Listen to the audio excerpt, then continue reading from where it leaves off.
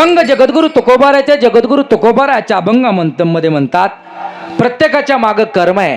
कर्म प्रत्येकाच्या मागे लागलेले कर्म आपल्याला दुस्तर आहे. कर्म की गती खूप न्यारी आहे. कर्म प्रत्येकाला भोगावं लागतं. ते जगद्गुरु तुकोबारे म्हणतात. या वारकरी संप्रदायाच्या कळसस्थानी असणारे जगद्गुरु तुकोबारे ते अभंगातून सांगतात की बाबा कर्म खूप वाईट आहे. आणि कर्म करत असताना चांगलं कर्म केलं का चांगल्या वळणाला माणूस जातो, वाईट कर्म केलं का वाईट मार्गाला जातो. म्हणून जगद्गुरु तुकोबाराला एक कुठंतरी जाणवलं की हे कर्म आपल्याला भोगावं लागतं. म्हणून आपण काय केलं पाहिजे, आपण केलेल्या कर्माची विनवणी त्या जगाच्या मालकाकडे केली पाहिजे की देवा त्या कर्मापासून माझी सोडवणूक कर. भल्या भल्यांना कर्म भोगावं लागलं, वाईट कर्म केल्याच्या नंतर भोगावं लागतं महाराज. म्हणून विचार करा, जगद्गुरु तुकोबारा आजच्या अभंगामध्ये मागणी मागतात. 7 दिवस सेवा केली, आपण सुद्धा त्या जगाच्या मालकाकडे मागणी मागणार आहोत. पण बघायला जर गेलो महाराज तर जगद्गुरु तुकोबाराचे 125 अभंग आहेत मागणीपर. पण जगद्गुरु तुकोबाराय बऱ्याच ठिकाणी सांगतात मागणाऱ्यांचा धिक्कार जगद्गुरु तुकोबाराय करतात. हात पसरी जीने दिगत्याचे, हात पसरी जीने दिगत्याचे, हात पसरी जीने बाबा दिगत्याचे, हात पसरी जीने. तुका मने करी ब्रह्मांड ठेंगणे, तुका मने ब्रह्मांड ठेंगणे, मने करी ब्रह्मांड ठेंगणे, मने करी ब्रह्मांड ठेंगणे. हात पसरी जीने दिगत्याचे, हात पसरी जीने दिगत्याचे, हात पसरी जीने, दिगत्याचे, हात पसरी जीने. जगद्गुरु तुकोबाराय मागत असणाराचा धिक्कार असो असं म्हणतात. हात पसरी जिने धिगत्याचे, कुणी जर कुणापुढे जर मागत असेल तर त्याचा धिक्कार जगद्गुरु तुकोबाराय करतात.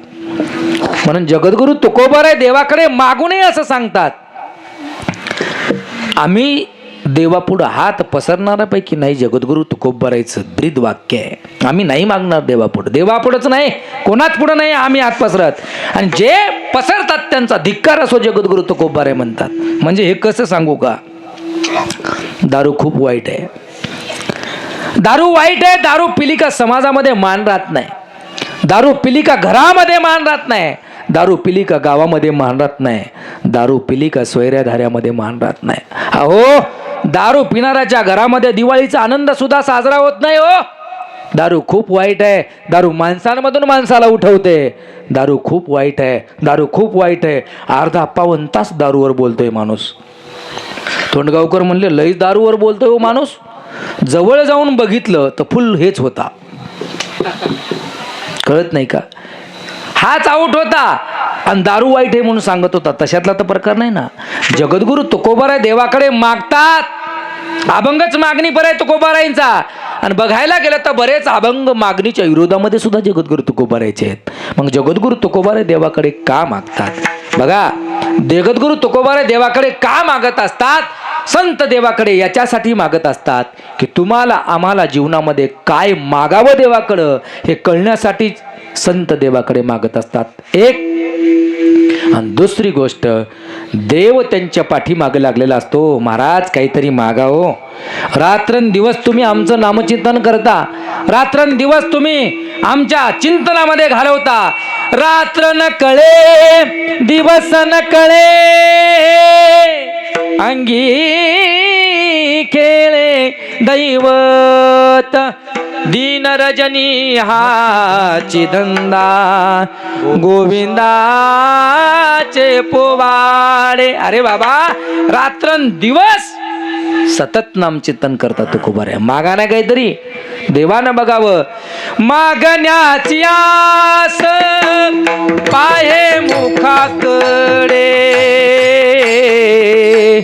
चिंतिल्या रोकडे मनोरथ. चिंतिल्या रोकडे मनोरथ. मागण्याची आस पाहे मुखाकडे चिंतिल्या रोकडे मनोरथ चिंतिल्या रोकडे मनोरथ. चार प्रश्न तुमच्या समोर मांडतो. संत देवाकडे का मागत असतात? एक तर तुमच्या आमच्या जीवनामध्ये देव जर कदाचित प्रसन्न झालाच, आपल्याला होणार नाही म्हणा, कारण देव प्रसन्न होण्याजोगी आपली भक्ती नाही आहे. कारण आम्ही देवाकडे मागत असताना देवाला नाही मागत दादा. वाढावे संतान गृही व्हावे धन दान गृही व्हावे धन दान गृही व्हावे धन दान. वाढावे संतान गृही व्हावे धन दान गृही व्हावे धन दान गृही व्हावे धन धन धान्य. वाढावे संतान गृही व्हावे धन धान्य. आम्ही देवाकडे मागत असताना देवाचं मागतो, देवाला नाही मागत. देवाला मागणारे संत आहेत आणि देवाचं मागणारे तुम्ही आम्ही आहोत. सांगतोय कशा करता संत देवाकडे का मागत असतात? एक तर तुम्ही आम्ही जीवनामध्ये देव जर प्रसन्न झाला तर काय मागावं हे कळण्याकरता मागतात. एक, देव विनवणी करत असतो की तुकोबाराय काहीतरी मागा. जगाचा मालक असणारा जगाचा मालक देव आहे आणि तो देव आपल्याला मागा काहीतरी म्हणतोय. त्या देवाने सांगितलेल्या शब्दाचा मान राखला जावा म्हणून संत देवाकडे मागतात. दोन, आणि तिसरी गोष्ट संत देवाकडे याच्यासाठी मागतात, गरजेपोटी मागतात. मग ती गरज तुमची असो किंवा संतांची असो, शक्यतो तो स्वतःच्या गरजेसाठी जगाच्या पाठीवर संतांनी कुण्याच देवाला मागितलं नाही. मागितलं असेल तर तुमच्या आमच्यासाठी देवाकडे मागितलं असेल. हात पसरला असेल तर तुमच्या आमच्यासाठी त्या जगाच्या मालकाकडे साधू संतांनी हात पसरला असेल. स्वतःच्या संसारासाठी कधीही संतांनी मागितलं नाही. आणि नंबर 4, देव मागत असतो तो आग्रहापोटी. विठाला विठाला विठाला विठाला विठाला विठाला विठाला विठाला विठाला. तुम्हाला आम्हाला त्या देवाकडे काय मागावं काही कळत नाही महाराज. बघायला जर गेलं तर एका माणसाला महाराज महादेव प्रसन्न झाला. सगळ्यात भोळं दैवत लवकर महादेवच प्रसन्न होतो. शिव भोळा चक्रवर्ती त्याचे पाय माझे चित्ती. महादेव प्रसन्न झाला आणि महादेव प्रसन्न झाल्याच्या नंतर सांगितलं वरम बहुत भक्त माग काही पाहिजे तुला. त्यानं सांगितलं देवा तुम्ही प्रसन्न झालात पण माझ्या मनावर नाही ना काय मागायचं ते. कोणाच्या मनावर काय मागायचं ते म्हणला तिच्या. आता बऱ्याच जणांचं म्हणण्यापेक्षा सगळ्याच जणांचं तिच्या मनावर असते. भाजीपाला आणायला जरी गेला महाराज वाशिमला तर तिथून फोन करते हॅलो वांगी आणू का टमाटे आणू. ते म्हणते वांगे आणि टमाटे खाऊन खाऊन कंटाळा आला बैंगन घेऊन आहे की नाही. वांगे आणि टमाटे खाऊन खाऊन कंटाळा आला गोबीची भाजी घेऊन या. ते म्हणते मग शिमला मिरची आणू का. ते म्हणते अजिबात आणायची नाही पनीरची भाजी घेऊन या. म्हणजे याच्या मनावर महाराज भाजी सुद्धा आणायचं नसतं. ते म्हणलं देवा 5 मिनिटं जसे प्रसन्न झाला तसे इथंच उभं राहा मी तिला आत्ता विचारून येतो. गेला ना म्हणला होय महादेव प्रसन्न झाले तर सांग ना काय मागू देवाला. ते म्हणले तुम्हाला गरज आहे की नाही हो. 25 वर्ष झाले माझ्या लग्नाला सगळं तोंडगाव मला नक्टी नक्टी नक्टी नक्टी नक्टी नक्टी म्हणून चिडवते. तुमच्या जीवाला लाज वाटायला पाहिजे. इथपर्यंत पळत येण्यापेक्षा नाक मागाव का नाही देवाला. पळत गेलो महाराज सांगितलं देवा माझ्या बायकोला नाक कमी आहे नाक द्या. नाक कमी आहे नाक द्या म्हणल्याच्या नंतर महादेव म्हणले ततास तू जा म्हणले. दिलं तुझ्या बायकोला नाक. हे गिराईक पलटलं गेला वाटतच नाक आडवं आलं महाराज. त्या फाट्यापासूनच टोल नाक्यापासूनच नाक आडवं आलं वाटत. हे ते म्हणलं हे काय इकडे उड्डाणपूल लागला रोड तर उड्डाणपूल तिकडं राहिले महाराज. हे का उड्डाणपूल वाटत लागलाय तर ते बायकोचं नाक होतं त्याच्या नाक काय बघाले माझ्याकडं. बायको घराकडे गेलं ते घरातून त्याच्या चौकटीतून बाहेर नाक निघालं होतं दादा. गेला ना म्हणलं हे काय एवढं लांब, म्हणली तुम्हाला काय वाटायला पाहिजे, म्हणली तुमच्या देवानं नाक दिले, म्हणली आजवर फक्त आपल्या घरातल्याच नालीचा वास याचा, आता सगळ्या तोंडगावच्या नाल्याचा वास येते म्हणली मला. हा जा म्हणली तुमच्या देवाला कमी करा म्हणावं नाक. आता तर माप घ्यायचं ना, 1 इंच म्हणा, थोडं कांडभर म्हणा, ते तेवढं ऐकलं त्यानं कमी करा म्हणलं की पळत गेलं. म्हणला देवा लई लांब नाक झालं, म्हणला थोडं कमी करा म्हणला. कमी करा म्हणलं की महादेव बोळ देव तथाच तू म्हणलं. होतं नव्हतं तेवढं गेलं मधात. तिथं मग लावावं लागली पाटी, इथे नाकाची जागा आहे. पळत आलं महाराज. म्हणला होय आता कुठे नाक? ती म्हणली काय तुमचा महादेव, होतं नव्हतं तेवढं गेलं म्हणली महाराज, नुसते 2 छिद्रच राहिले. म्हणली जा तुमच्या देवाला म्हणा होतं तसं नाक करून द्या.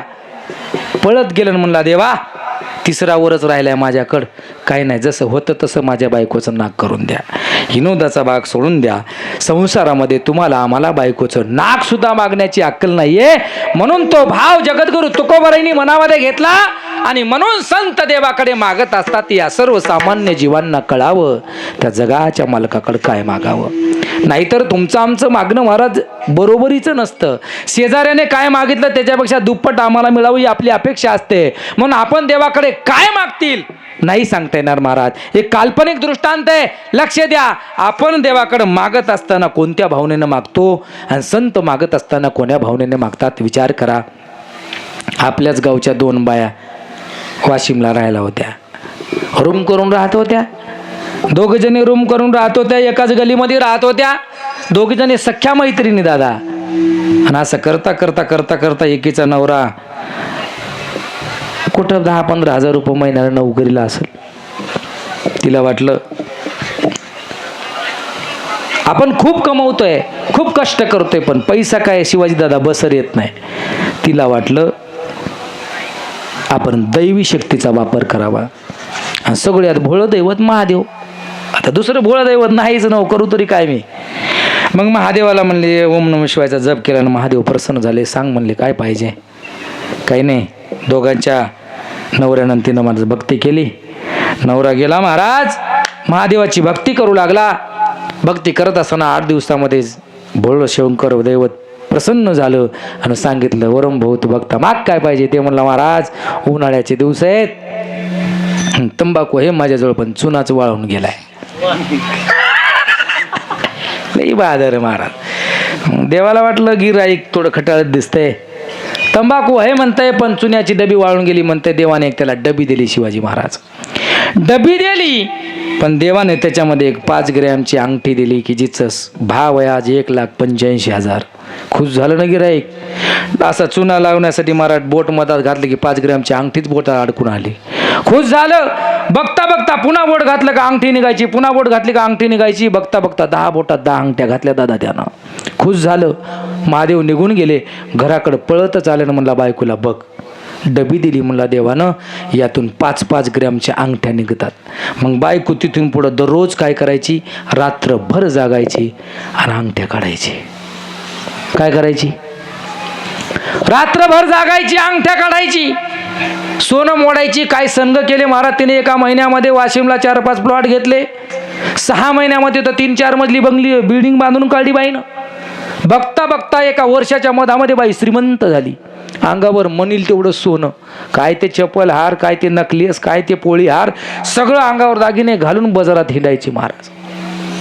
नव्या घरात राहायला गेली नंतर आणि बाजाराच्या दिवशी एके दिवशी ती जुनी मैत्रीण ती भेटल्या आणि ती जुनी मैत्रीण तिला म्हणती काय ग सखू, एका वर्षाखाली तून मी एकाच गलीमध्ये राहिला होतो. तुझ्याकडं बघावं तर तुझं अंग पिवळं झाले, सगळं चमचम चमकालीस आणि माझ्या अंगावर काहीच नाही. काय नेमकं केलं काय तू. ती म्हणली तुला म्हणून सांगते, तू कोणाला सांगू नको. बरोबर आहे ना, यायचं असंच असतं.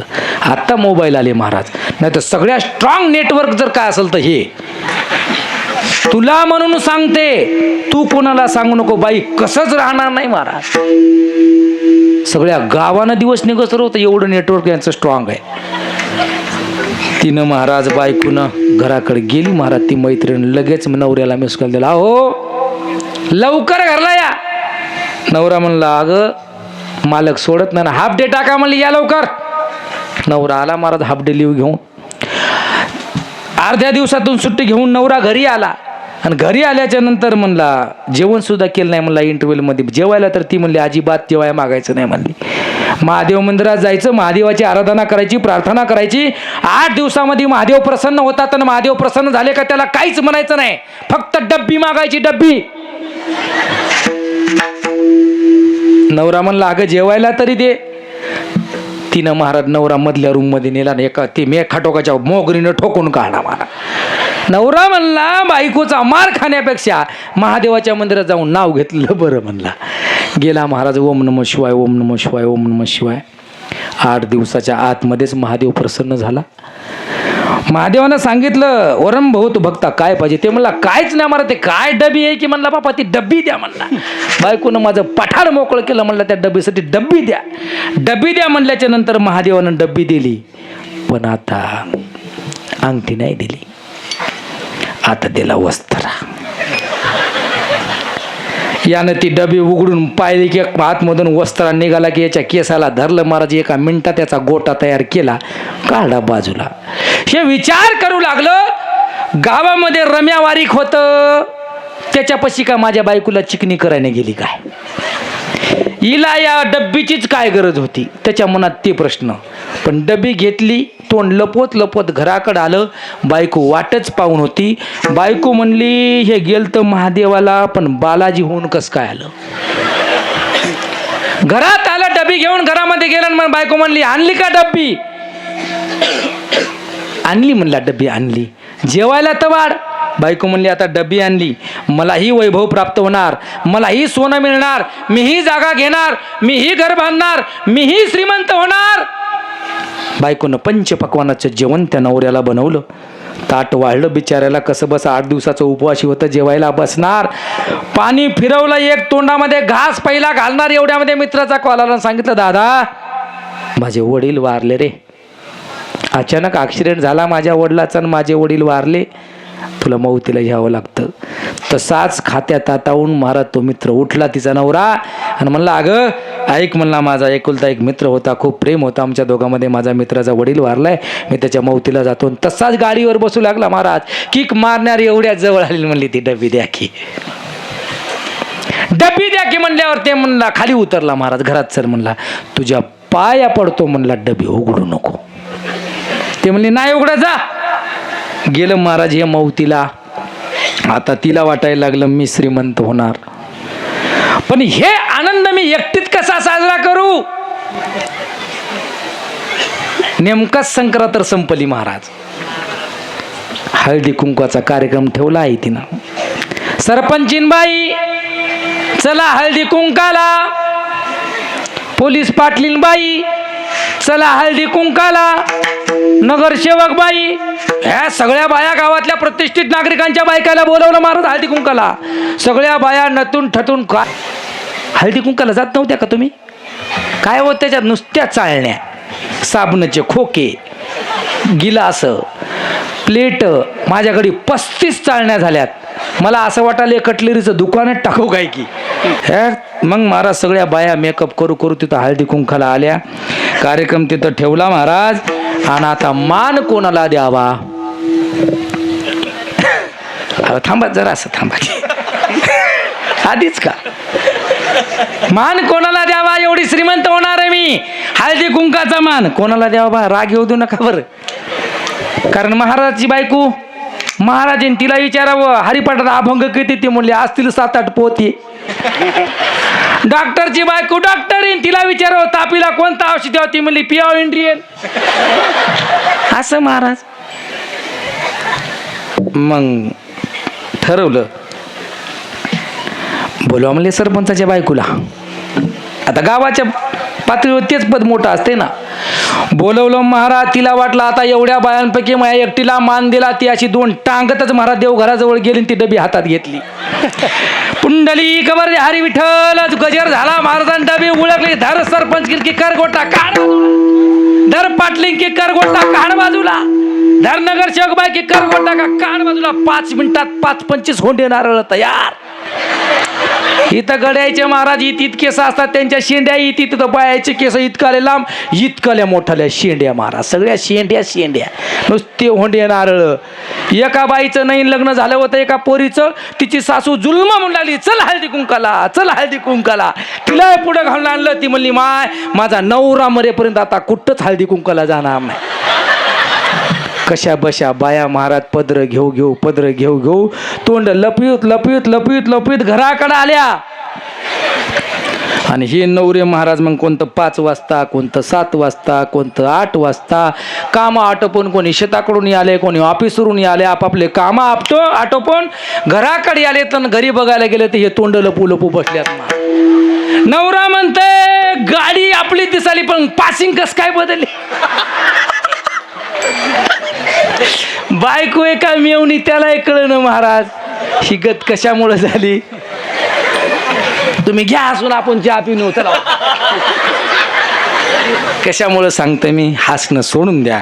दृष्टांत काल्पनिक आहे दादा, पण आपण मागत असताना त्या भगवान परमात्म्याकडे दुसऱ्याची बरोबरी करून मागतो, म्हणून अशी पंचायत होते. विठाला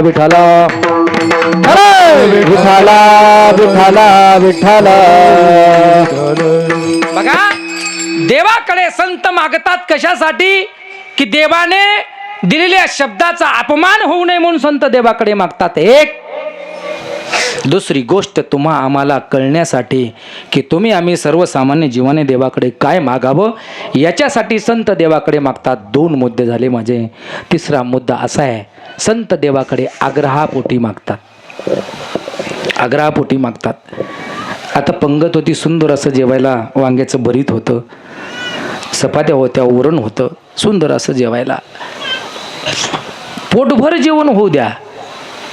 आपण 2-4 वाडे करायला म्हणतो, बस जेवण झालं माझं, नका. पण एखादा प्रतिष्ठित नागरिक यावा, महाराज 1 घास घ्यावाच लागतो तुम्हाला. शिवाजी दादा आपण वाटा लावतो का त्याला, त्याचा 1 घास का होईना आपण घेतो. कशापोटी बोलत चला, कशापोटी, आग्रहापोटी. आपल्याला खाण्याची इच्छा नसते, आपल्या पोटात जागा नसते, तरी पण आपल्या त्या माणसाचा, प्रतिष्ठित नागरिकाचा अपमान होऊ नये, त्याचा मान राखला जावा म्हणून त्याच्या आग्रहापोटी आपण त्याचा 1 घास खातो. मग संत सुद्धा आग्रहापोटी देवाकडे मागतात. बघा, लता दिदी मला वाटतं गेली वर्षी 2 वर्षाखाली गेल्या. या जगाच्या पाठीवर लता दिदींसारखं गाणं कोणाचंच नव्हतं महाराज. जवळपास 40-45 हजार गाण्यांना संगीत द्यावं दिदींनी. गाणं कोकिळा म्हणून या भारत देशाला लाभलेलं एक रत्न होतं लता दिदी. आणि त्या लता दिदी कोणतंही गाणं गात असताना त्या गाण्याची शहानिशा केल्याशिवाय गाणं गात नव्हत्या. कोणतंही गाणं असो, पिक्चरला संगीत देण्याच्या अगोदर गाणं शहानिशा करायच्या आणि नंतर त्या गाण्याला संगीत द्यायचं का नाही ठरवायच्या. गाणं जर चीट असेल तर त्या गाण्याला नाही संगीत द्यायच्या. बऱ्याच पिक्चरमध्ये R.D. बर्मनच्या पिक्चरला लता दिदींनी संगीत दिलं आणि त्यांची पिक्चरही त्यांच्या गाण्यामुळे हिट झाले. पण एक वेळेस काही जण आले आणि सांगितलं, दीदी तुम्हाला एक गाणं आहे, ते गाण्याला तुम्हाला संगीत द्यावं लागेल. क्या करू रब्बा मैं बुड्ढा हो गया, असं गाणं काहीतरी. दीदींनी गाणं बघितलं, गाणं वाचलं, सांगितलं, माफ करा मी या गाण्याला संगीत देऊ शकत नाही. लता दिदी म्हणल्या, कोणतंही गाणं मी म्हणू शकत नाही, मला माफ करा. ते पाठवलेले माणसं गेले आणि गेल्याच्या नंतर R.D. बर्मन साहेबाला सांगितलं, लता दिदी गाणं गात नाही म्हणतात, चीट गाणं आहे, गाणं एवढं वजनात वाटत नाही, लता दिदी संगीत द्यायला तयार नाहीत. R.D. बर्मन साहेब समोर आले आणि सांगितलं, दीदी तुमच्यामुळं आमचे पिक्चर हिट झाले. आता जर आम्ही आमच्या पिक्चरमध्ये दुसऱ्या गायिकेला जर घेतलं तर आमचा पिक्चर हिट होणार नाही. तुम्हाला आमच्या पिक्चरला गाणं गावंच लागेल. आग्रहापोटी लता दिदींनी गाणं गायलं आणि ते गाणं हिट सुद्धा झालं. कशासाठी, लता दिदी नाही गात, पण लता दिदींनी आग्रहापोटी ती गाणं गायला तयार झाल्या. तसं संत सुद्धा आग्रहापोटी देवाकडे मागतात. विठ्ठला विठ्ठला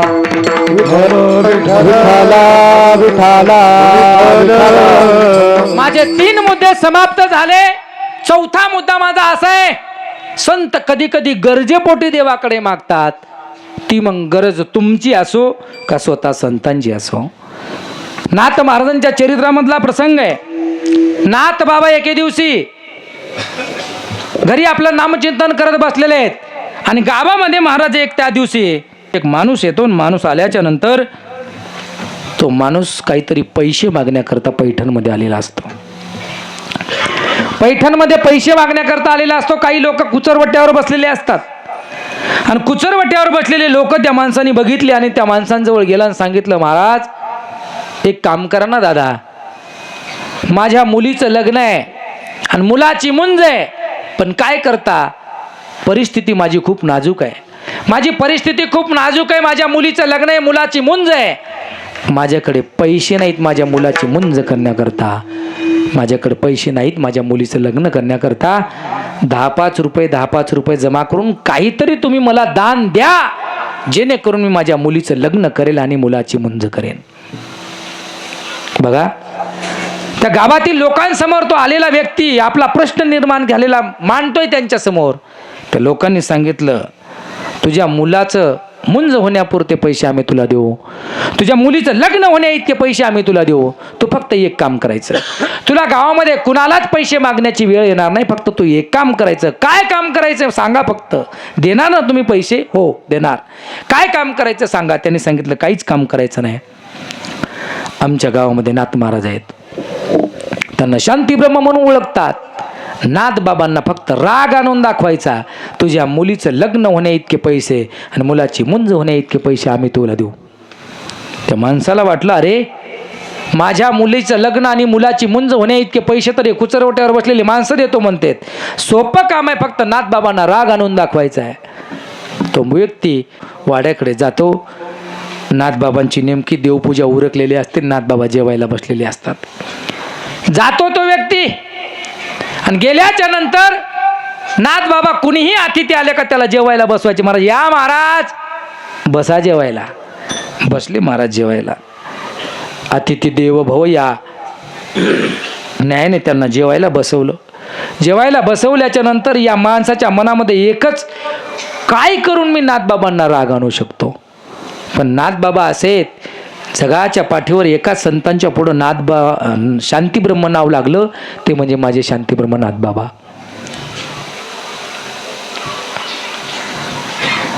वाढायला सुरुवात केली गिरजाई साहेबांनी आणि तो आलेला व्यक्ती ताट वाढत असताना गिरजाई साहेब आहेत वाढतायत आणि हा उठला आणि गिरजाई साहेबाच्या पाठकोळी बसला. महाराज पाठीवर बसला. गिरजाई साहेबाच्या पाठीवर तो माणूस बसला आणि बसल्याच्या नंतर माझे नाथबाबा म्हणतात, गिरजे लेकरू तुझ्या पाठीवर बसले, थोडं व्यवस्थित बरं का, पडेल खाली. तिने सांगितलं, महाराज मला हरिपंडिताला पाठीवर घेऊन कडेवर घेऊन वाढण्याची चांगली सवय आहे, मी नाही खाली पडू देणार. याला शांती ब्रह्म म्हणतात. महाराज बघा, त्याच्या डोळ्यामध्ये पाणी आलं, पाठीवरून खाली उतरला, नाथबाबाचे पाय धरले, सांगितलं, बाबा खरंच मला माफ करा हो. अहो मी कोण्या उद्देशानं तुमच्याकडे आलो होतो. माझा उद्देश हा होता की माझ्या मुलाची मुंज आणि मुलीचं लग्न करण्याकरता मी भिक्षा स्वरूपामध्ये गावामध्ये दक्षिणा मागतोय. पण तुमच्याच गावातील काही व्यक्तींनी मला सांगितलं की तुमच्या मुलीच्या लग्ना एवढी रक्कम आम्ही तुला देऊ, तुझ्या मुलाच्या मुंज करण्या एवढी रक्कम आम्ही तुला देऊ, फक्त तू आमच्या नाथबाबांना राग आणून दाखवायचा. नाथबाबा म्हणले, अरे वेड्या, तू घरी आल्या आल्या जर म्हणला असता असं असं माझी अडचण आहे महाराज, तुम्ही राग आणून दाखवा, तर मी आल्या आल्या तुझ्यावर रागावलं असतो ना रे. चल एक काम कर, बस माझ्यासोबत जेवण कर. सोबत नाथबाबांनी जेवू घातलं त्या व्यक्तीला आणि आता सांगितलं, गड्या तू काम कर, तू पुढं पळ, मी तुझ्या मागं काठी घेऊन लागतो. आता तो व्यक्ती नाथबाबाच्या वाड्याच्या बाहेर पडला. वाचवा वाचवा वाचवा, नाथबाबा माझ्या मागे लागलेत, नाथबाबा माझ्या मागे लागलेत. पुढे व्यक्ती पळतोय आणि माझे नाथबाबा हातामध्ये काठी घेऊन, थांब, माझ्या घरात येऊन अशा चाळे करतो का, माझ्या घरात येऊन असं कृत्य करतो का, म्हणून नाथबाबा त्याच्या मागे लागले. लोकांना वाटलं नाथबाबांना राग आला, माझा दृष्टांत संपला. मला माहिती नाही मग त्या पोराची मुंज झाली का मुलीचं लग्न झालं का नाही, मला नाही माहीत. माहीत मला माहित नाही, मी तिथं नव्हतो. पत्रिका नव्हती का? मला पत्रिका सुद्धा दिली नव्हती. कशा करता तुम्हाला सांगितलं, नाथ बाबांना राग आला का, आला का? नाही आला. पण नाथ बाबांना राग आलेला दिसला का नाही त्या लोकांना? संत राग येत नाही, संत मागत नाहीत, पण दुसऱ्यासाठी कधी कधी संत मागतात. त्या संतांना माहिती आहे की हे बसलेले सर्वजण वाईट मार्गाने जाऊ नयेत, यांना काहीतरी हिताचं सांगता यावं. हे जर वायाला गेले तर खूप अनर्थ घडेल. तुमच्या आमच्यासाठी त्या संतांच्या अंतःकरणामध्ये दया असते, ते आपल्यासाठी मागतात. महाराज बुडत हे जन न देखवे डोळा, येतो कळवळा मनोनिया. संत देवाकडे कशासाठी मागतात? तुमच्या आमच्यासाठी मागतात. तुम्ही आम्ही काय देवाकडे मागावं याच्यासाठी मागतात. गरजेपोटी मागतात, आग्रहापोटी मागतात. विठ्ठल विठ्ठल विठ्ठल विठ्ठल विठ्ठल विठ्ठल पुंडलिक वरदा हरी श्री ज्ञानदेव तुकाराम पंढरीनाथ भगवान की, माऊली ज्ञानेश्वर महाराज, जगद्गुरु तुकाराम महाराज की. संत देवाकडे कशासाठी मागतात? मागणं याच्यासाठी असतं. म्हणून देव देतो, आपण त्याच्याकडे मागलं पाहिजे. देव आपल्यासाठीच उभा आहे, पण नेमकं काय मागलं पाहिजे हे कळण्यासाठी संत देवाकडे मागत असतात. लक्ष द्या, कधी मागत असताना त्या जगाच्या मालकाला, देवा तूच आमच्या आयुष्यामध्ये पाहिजे असं मागावं. देवा मला तुझं नको, आम्हाला पाहिजे ते तू पाहिजे. महाभारतामधला दृष्टांत आहे. युद्धाचं नियोजन झालं आणि युद्धाचं नियोजन करत असताना दुर्योधन महाराज जगाच्या मालकाकडे मागण्यासाठी गेला. माहिती आहे सर्वांना दृष्टांत. जगाच्या मालकाकडे दुर्योधन मागण्यासाठी गेलेला आहे. मागण्यासाठी गेलेला दुर्योधन, जगाचा मालक आराम करतोय, भगवान श्रीकृष्ण परमात्मा. याला वाटलं पायाकून कोण बसावं, देवाच्या डोक्याकून बसला महाराज जाऊ. अर्ध्या पावन तासाने नंतर अर्जुन येतो आणि देवाच्या चरणाजवळ पायाजवळ बसतो. देव झोपेतून उठले थोड्या वेळाने, सांगितलं अर्जुना अरे कधी आलास? सांगितलं देवा झाली 15-20 मिनिटे येऊन. तेवढ्यात दुर्योधन म्हणतो देवा काहीतरी वाटायला पाहिजे. अरे मीही तुझ्या घरी आलोय, अर्जुनही तुझ्याकडे आलाय, मी अगोदर येऊन अगोदर अर्जुनाला हाक मारली देवा, हे बरोबर नाही तुमचं. श्रीकृष्णाने सांगितलं दुर्योधना, झोपल्याच्या नंतर अगोदर पायाकडचं मानत दिसतं का डोक्याकडचं दिसतं रे? त्यानं सांगितलं देवा पायाकडचं दिसतं. अरे म्हणून मी अर्जुनाला विचारलं. बरं बरं सांगा कसं काय येणं केलं? काय नाही देवा, युद्धाची तयारी चालू आहे, आम्हाला तुमची मदत पाहिजे. देवाकडे मागण्याकरता दोघंही गेलेत. तेवढ्यात देवाने सांगितलं लहान भावाचा हक्क असतो, वाटणी करायचा हक्क मोठ्या भावाचा असतो, पण वाटा पहिल्यांदा उचलायचा लहान भावाचा अधिकार असतो. दुर्योधन म्हणायला लागला देवा इथं जर भावाची वाटणी अधिकार जर सांगायचा असेल तर युद्ध कशाला करतील आम्ही दोघं जण? इथं ते काय नाही, मी अगोदर आलो, मी अगोदर मागणार. बरं सांगितलं सांग. माझी एक आट आहे, तुमच्या दोघांनाही माझं सांगणे, माझी एक आट आहे. माझं सैन्य एका बाजूला राहील आणि मी एका बाजूला राहील. जमलंच तर मी 4 गोष्टी हिताच्या सांगल. शस्त्र हातामध्ये घेणार नाही, अस्त्र हातामध्ये घेणार नाही. एका बाजूला मी असेल आणि एका बाजूला माझं सैन्य असेल. सांगा तुम्हाला काय पाहिजे? ते म्हणला तिथं नेऊन का तुझी पूजा करायची का काय? दुर्योधन म्हणला मला सैन्य पाहिजे म्हणला. सांगितलं सैन्य घेऊन जा. अर्जुना तू नाराज तर नाहीस ना? त्यानं सांगितलं देवा मी नाराज नाही आहे, मला तूच पाहिजे होतास. अरे देवा तू ज्या पार्टी कोण आहे, तू ज्या साईड कोण आहे, तू ज्याच्या पाठीमागं उभा आहे तू त्याच्या पुढे मागे पुढे उभा राहे सांभाळीत आली आगाध निवारा. या देवा तू ज्याच्या मागे पुढे उभा राहतोस त्याच्या जीवनामध्ये संकट येतील कसे देवा? मला बस माझी मागणी जी पाहिजे होती मला ती मिळाली देवा. म्हणून देवाकडे गेल्याच्या नंतर त्या दुर्योधनाने देवाचं मागितलं, त्याच्या 100 पैकी एकही जिवंत राहिला नाही महाराज. आणि त्याच अर्जुनानं त्या जगाच्या मालकाकडे देवाचं नाही मागितलं, देवालाच मागितलं. 5 पांडवांच्या केसालाही ढका लागला नाही. विठाला विठाला विठाला विठाला विठाला. म्हणून देवाकडे मागणी मागितली पाहिजे असंही देवाच्या जगद्गुरु तुकोबारायचे अभंग आहेत. आणि मागणी मागितली नाही पाहिजे असेही देवाच्या अभंग आहेत. आणि मागणी मागितली पाहिजे असे अभंग आहेत. बघा, बघायला गेलं तर तुकोबाराय दोन्ही तोंडानं बोलायलेत असं वाटतं का नाही? बरं वाटतं का नाही? काही मागणे हे अमानुचित, वडिलांची रीत जाणत असो. आमच्या 7 पिढ्यांमध्ये देवाकडे आम्ही मागितलं नाही, मग आजच्या अभंगात का मागतात तुकोबाराय? अरे बघायला गेलं तर मागता सुद्धा आणि बघायला गेलं तर मागत सुद्धा नाहीत. हे कसं आहे तुम्हाला सांगू का? दृष्टांत तुमच्या समोर ठेवतो, लक्ष द्या. दादा तुमचं नाव काय? अनिल महाराज, वैभव महाराज. हे दोघही जण महाराज दुपारचं कीर्तन करून कुठून तरी आले. आणि कीर्तन करून आल्यानंतर वाशिमच्या बस स्टॉपला अनिल महाराज आणि वैभव महाराज दोघ जण भेटले. हे एका गावून कीर्तन करून आले, हे एका गावून कीर्तन वाजवून आले महाराज. आणि आल्याच्या नंतर दोघा जणांची बस स्टँडला भेट झाली. रामकृष्ण हरी दोघांचा झाला, सर्व झालं. कुठं गेलते काय नाही? गेलो होतो तोंडगावला, कीर्तन होतं, दुपारचं करून आलो. हे म्हणले आम्ही गेलो होतो वाशिमला, कीर्तन करून आलो, आता जायचं संध्याकाळी कीर्तन आहे, तोंडगावला जायचंय. बरं बरं बरं बरं बरं बरं.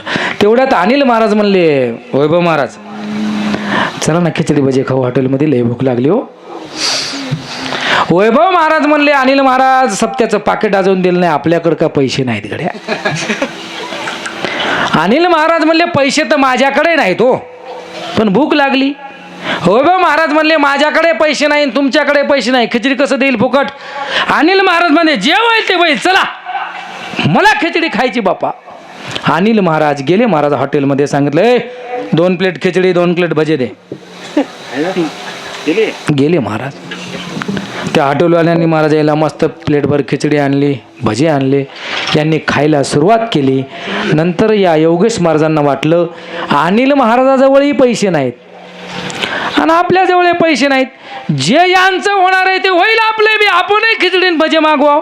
हे पट्ट्या 10-5 मिनिटांनी गेला, सांगितलं एक प्लेट खिचडी द्या, 1 प्लेट भजे द्या. महाराज यांचं खाणं व्हायलंय. हे नंतर खायला बसले, यांनी तेवढी खिचडी भजे खाल्ली आणि खिचडी भजे खाऊन अनिल महाराज हॉटेलच्या बाहेर निघायला गेले. हॉटेलवाला मला, हो महाराज पैसे? अनिल महाराज म्हणले, काय माणूस आहे तो, पैसे दिले जेवायला बसलो. पैसे दिले आणि तुमच्याकडून खिचडी मागितली. हॉटेलवाला म्हणला, काय हो महाराज दिसताय तुम्ही, पैसे कुठं अगोदर देतात का? काय हो म्हणला, महाराज आहे तुमचे, 50 रुपये मी बुडवणार आहे का? पैसे दिले आणि तुम्हाला खिचडीची ऑर्डर दिली ना, असं कसं? त्या हॉटेलवाल्याची यांची दोघांची झुपली महाराज.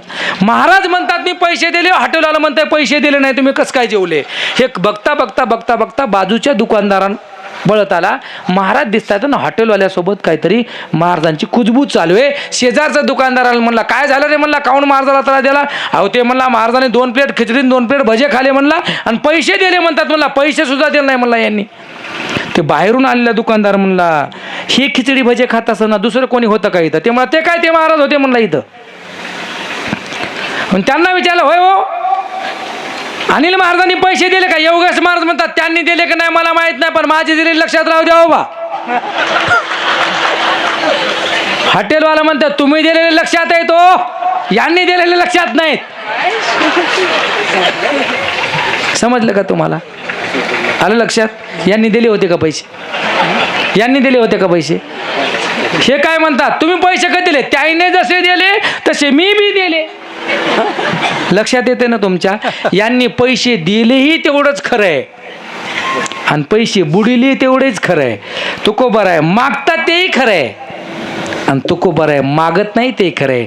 तुकोबार आहे मागत नाही संसारातलं आणि मागतात ते परमार्थातलं. विठाला विठाला